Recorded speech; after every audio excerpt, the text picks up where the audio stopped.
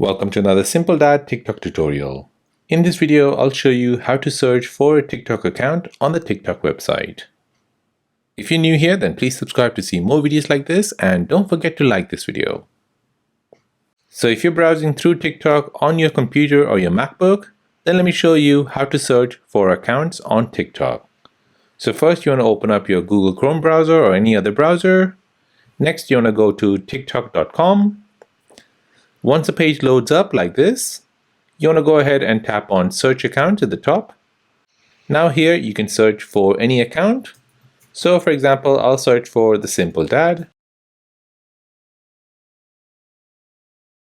Now in the search results, you'll get all the results for The Simple Dad.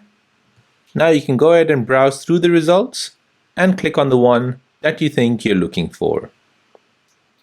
And once you click on the username, it'll then go to the profile page of that username. So that is how to search for a TikTok account on the TikTok website. If this video is helpful, then please subscribe to see more videos like this.